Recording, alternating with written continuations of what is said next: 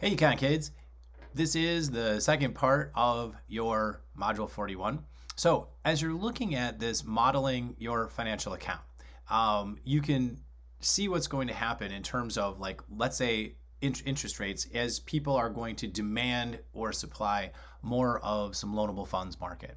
So, if you look at this one here, we have savings are going to flow to like a higher return in our loanable funds. And it does say China over there. That should just be the United States.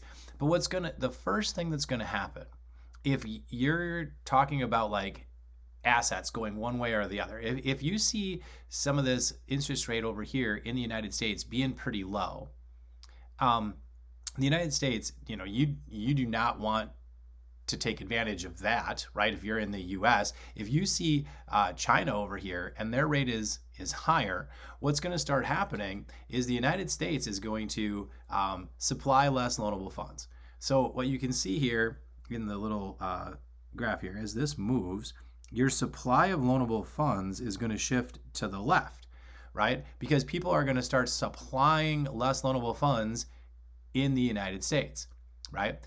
What are they going to do? They're going to try to go take advantage of some of these loanable funds over in Japan, right? Or take advantage of this interest rate in Japan, not so much advantage of loanable funds, but you're going to see this interest rate looking higher. So you're going to say, hey, I don't want this in the United States, right?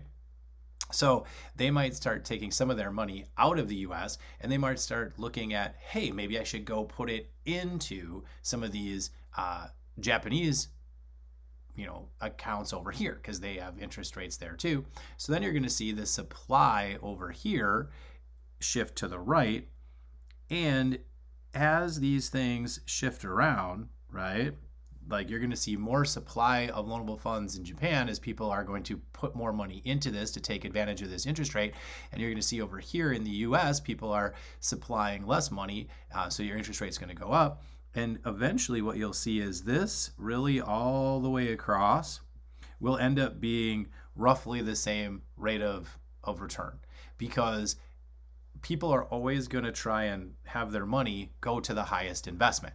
So it might mean that there's less quantity of loanable funds here in the US and there's more quantity of loanable funds here in Japan. But as the assets are flowing back and forth to one another, you're going to see the rate of return basically become almost like universal.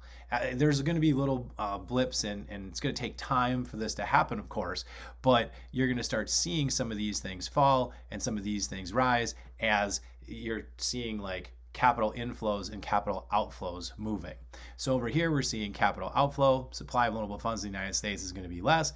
Over here, we're going to see some capital inflow, and you're going to see the supply of loanable funds in Japan more to take advantage of those different rates of return.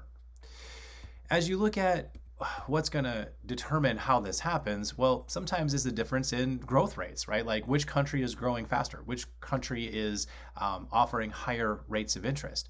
Sometimes it's difference in a country's savings and people that save more versus people that save less. And you're going to see that money flow to the higher rate all the time.